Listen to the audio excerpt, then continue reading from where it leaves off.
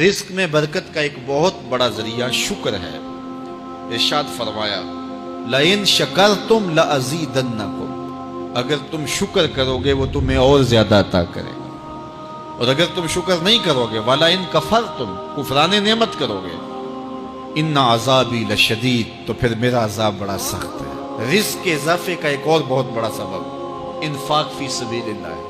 اللہ فرماتا ہے جو تم خرچ کرتے ہو تو جو چیز تم نے نکال دی اس کی جگہ اللہ تمہیں اور عطا کر دیتا ہے۔ بعض اوقات ہمارا یہ ہوتا ہے کہ کوئی آدمی مالی بحران میں آ گیا تو وہ کرتا کیا ہے کہ جو راہ خدا میں دینے کا کھاتا تھا پہلے اسے کلوز کرتا ہے، یہ فلاں مدرسے کو دیتے ہو یہ بھی بند کر دو، یہ مسجد کو دیتے ہو یہ بھی بند کر دو، یہ فلاں غریب کو دیتے ہو یہ بھی بند کرو، حالات ٹائٹ ہو گئے۔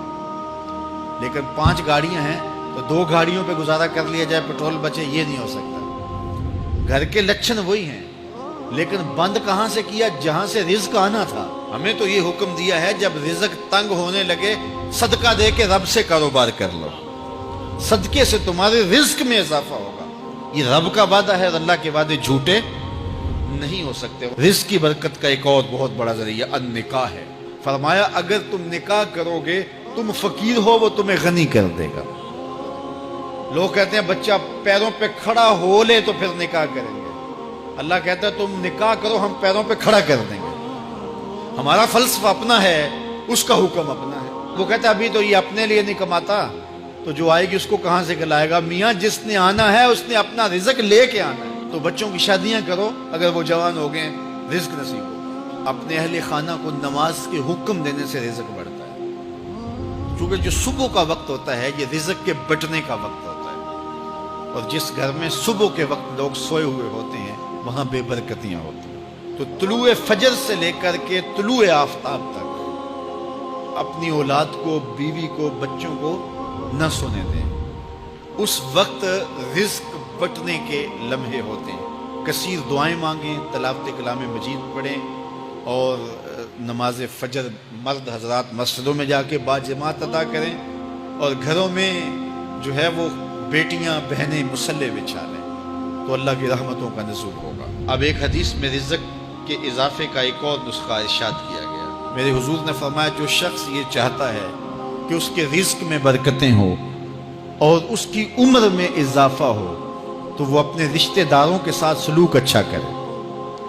رشتہ داروں کے ساتھ اگر اچھا سلوک کرو گے تو پھر تمہارے رزق میں برکت ہو۔ غریب ہیں تو ان کی مدد کرو، ان کی بیٹیوں کی شادیاں اپنے ذمے لے لو اگر اللہ نے آپ کو وسعت دی ہے، ان کی پریشانیاں بانٹ لو، ان کا قرضہ ہے تو اتارنے کی کوشش کرو، ان کو مشکلات سے نکالنے کی کوشش کرو۔ تم ان کو مشکلات سے نکالو گے اللہ تمہیں مشکلوں سے نکالے گا۔ تمہارے رزق میں بھی برکتیں ہوگی اور تمہارے مال میں بھی برکتیں ہوں۔ فرمایا بہتر صدقہ وہ ہے جو ناراض غریب رشتہ دار کو دیا جائے۔ اگر وہ پھنس گیا ہے، مجبور ہے، ناراض ہے، تو اس کو اگر دیں گے تمہارا نفس اس میں شامل نہیں ہوگا، تو یہ افضل صدقہ ہے جو ہر صورت میں قبول ہی قبول ہے۔ رزق کے اضافے کا ایک اور سبب الاحسان الی الضعفاء، جو کمزور لوگ ہیں ان کے ساتھ اس نے سلوک کرنا۔